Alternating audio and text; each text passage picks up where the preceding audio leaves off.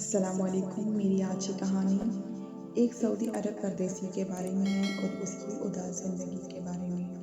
سعودی عرب میں 2 مہینے کی چھٹی کا آج آخری دن تھا اور بچوں کے ساتھ آخری ناشتہ بھی۔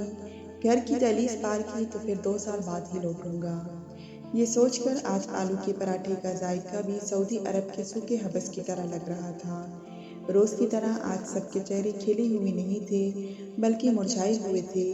آج گھر میں چہل پہل نہیں تھی، سب اداس تھے سوائے چھوٹے بیٹے کے جو ہاتھ میں غبارہ لیے کھیل رہا تھا، جس کو ابھی یہ نہیں معلوم تھا کہ ہجر کیا ہے، پردیس کیا ہوتا ہے، اپنوں سے بچھڑنے کا غم کیا ہوتا ہے۔ وہ ان تمام باتوں سے ناآشنا تھا۔ ہاتھ میں غبارہ لیے مجھ سے اس بات پر ضد کیے جا رہا تھا کہ میں بھی جہاز پر بیٹھوں گا، میں بھی آپ کے ساتھ چلوں گا۔ میں اس کے معصوم سوالوں پر نادم، اپنی مجبوریوں پر ماتم، دسترخواں پر بیٹھا اسے روٹیوں کے ٹکڑوں سے بہلا رہا تھا، کھلونوں میں الجھا رہا تھا، جیب میں پڑے چند روپے دے کر خوش کر رہا تھا۔ چھٹی کے آخری دن میں جیب میں چند روپے ہی ہوتے ہیں، لیکن آج بھی اپنی ضد پر اس طرح اڑا تھا جیسے میری مجبوری مجھے سعودی لے جانے پر اڑی تھی۔ دل میں سوچ رہا تھا کہ کاش میں اس کو اپنے ساتھ لے جا سکتا، کاش میں جاتا ہی نہیں، بچوں کے ساتھ ہی رہتا۔ لیکن ہر خواہش کی تکمیل اور ہر خواب کی تعبیر کہاں ملتی ہے؟ میرے ساتھ جڑے نصیب اور ذمہ داریوں کے بیچ جذبات کی گنجائش کہاں ہے؟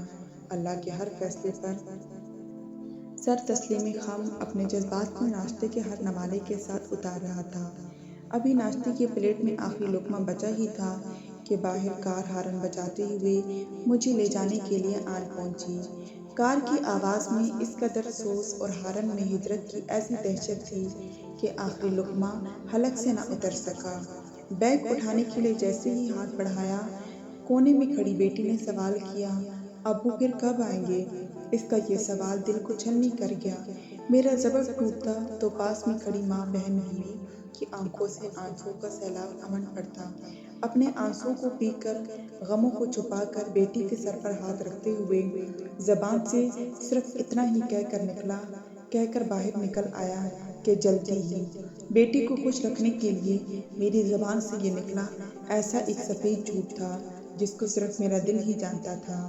اماں میرے سامنے تو نہیں روتی، لیکن میرے جانے کے بعد یہ کہہ کر رو پڑتی کہ میرا بیٹا ہر بار یہ کہہ کر سعودی واپس چلا جاتا ہے کہ آخری سفر ہے، لیکن ہر سفر پر ضرورت اپنا منہ کھولے، ہاتھ پھیلائے، سینہ تانے ایسی کھڑی ہوتی ہے کہ مجبور ہو کر وہ پھر اسی اداس سفر پر واپس لوٹ جاتا ہے۔ سعودی عرب کی کمائی سے گھر کی تنگی ختم ہوئی تو چھت کا سلیب باقی تھا، سر پر چھت ہوئی تو جوان بہن کا نکاح باقی تھا، بہن کا گھر بسا تو بھائی کی تعلیم باقی تھی، بھائی کے پیروں پر ہوا تو باپ کا علاج باقی تھا۔ پرانی ذمہ داریوں کی تکمیل کے بعد تھوڑی سی مہلت ملی تو ماں کے سر پر ہاتھ رکھ کر قسم کھایا کہ اب اماں آخری سفر ہوگا۔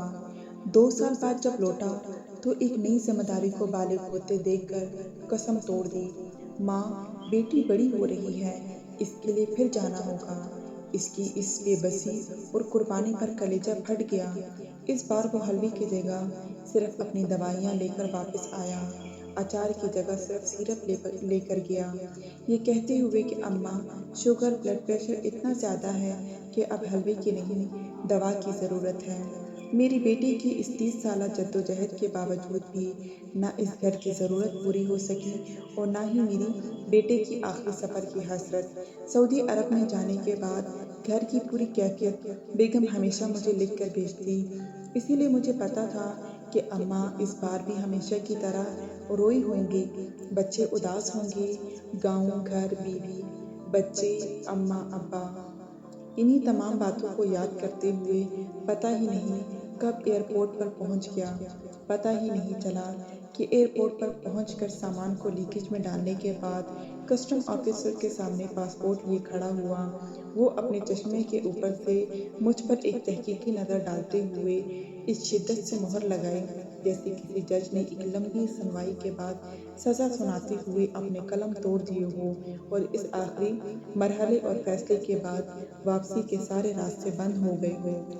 ایک سزائے یافتہ مجرم کی طرح ہاتھوں میں پاسپورٹ اٹھائے کھوچل قدموں سے ویٹنگ لاؤنج میں جا بیٹھا۔ ملک چھوڑنے سے پہلے آخری فون کرتے ہوئے بیگم اور اماں کو خدا حافظ کہتے ہوئے سیٹ بیلٹ باندھ لیا، لیکن بیگم کے آنسوؤں میں بھیگا ہوا لہجہ اور اماں کی بیٹھی ہوئی آواز یہ ثابت کر گئی کہ ہجرت کا وقت کا دیا ہوا ایسا زخم ہے جو بھر بھی جائے تو اپنا نشان چھوڑ جاتا ہے۔ اور پھر جہاز ٹیک آف کر گیا، کیونکہ ہجرت ہمیشہ وجود کی ہی ہوا کرتی ہے۔ دل اور رشتے کبھی ہجرت نہیں کرتے، یہ اپنی زمین میں ہی پیوست رہتے ہیں، بلکہ ہجرت کے بعد ماں باپ، بیوی بچے، گھر کاروبار، گاؤں ملک سے محبت کا رشتہ اور بھی گہرا ہو جاتا ہے، اور اس قدر گہرا ہوتا ہے کہ گلی کا وہ پتھر بھی عزیز لگتا ہے جس سے کبھی چوٹ لگی ہوتی ہے۔ سعودی عرب پہنچتے ہی آنکھوں کی ساری رنگت، سارے نظارے، ساری ہریالی اس ملک کی زمین کی طرح صحرا میں بدل گئی۔ پھر وہیں سے زندگی شروع ہوئی جیسے چھوڑ کر گیا تھا۔ عربیوں کی وہی تھال، سراتا جلا جلا والی وہی دال، 2 سال کا مقدر بن گیا۔ پورا ہفتہ تو کام میں گزر جاتا، لیکن جمعے کو روم کی تنہائی ڈسنے لگتی۔ آج شام کو بچوں کی اس قدر یاد آئی کہ دل ایسا گھبرایا کہ روم سے باہر نکلا اور سمندر کے کنارے جا بیٹھا، سمندر کی لہروں میں کھو کر کچھ غم ہلکا کر سکوں۔ شام ڈھل چکی تھی اور اس اداس شام میں سمندر کے کنارے ریت پر بیٹھا سمندر کی لہروں کو ساحل پر سر پٹکتے دیکھ کر ایسا لگ رہا تھا کہ یہ بھی میری طرح غم اور تنہائی کا ماتم اور ہجر کا شکوہ کر رہی ہے۔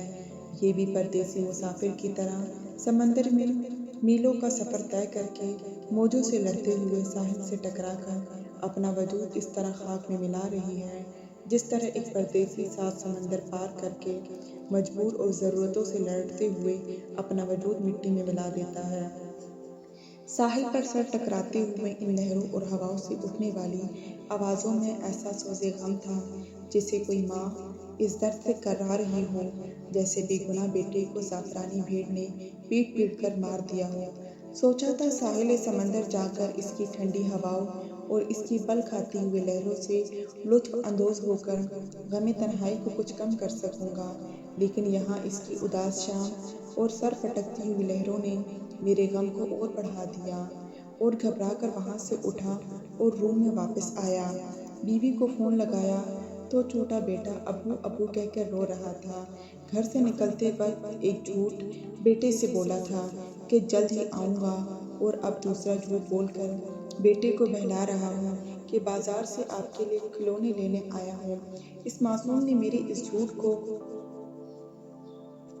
سچ سمجھ کر اپنے آنسو پونچھ لیے، اور آج وہ 1 سال سے میری راہ تکتے ہوئے اپنے کھلونوں کے انتظار میں بیٹھا ہے۔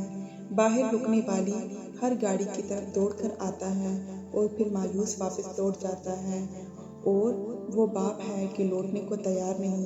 معصوم بیٹی کی مایوس آنکھوں کو سوچ کر دل خون کے آنسو رو پڑتا۔ ہائے رے میری مجبوری کہ میرا بیٹا جھوٹ کو سچ مان کر کھلونوں کے انتظار میں 2 سال گزار دیتا ہے، اور باپ اپنی مجبوری اس بار جب گھر گیا تو سعودی عرب کی تپتی ریت اور بیماری نے اس قدر نچوڑ لیا تھا کہ آنے کی ہمت نہ کر سکا۔ جو کسی سے نہیں ہارتا وہ دکھ سے ہار جاتا ہے۔ مہنگائی، دوائی، بڑھتی ہوئی مہنگائی اور گھر کی بھاری اخراجات کو مد نظر لوگوں نے علاقائی روایت کے مطابق مجھے بھی یہی مشورہ دیا کہ بیٹے کو سعودی عرب بھیج دو، لیکن سعودی عرب سے نکلتے وقت میں اس روایتی کشتی کو اس خوف سے جلا کر آیا تھا کہ میرے بعد کہیں یہ کشتی میرے بچوں کے ہاتھ نہ لگ جائے، اس لیے اب پردیس لوٹنے کا تو کوئی سوال ہی نہیں تھا، لیکن مجبوری اور ضرورت پھر کہیں میرا ایمان نہ توڑ دے، اس خوف سے میں اپنے عزم کو چٹانوں سے مضبوطی دی اور سعودی عرب جانے والے مشورے اور خیال کو اپنے دل و دماغ سے کھرچ کر نکال دیا۔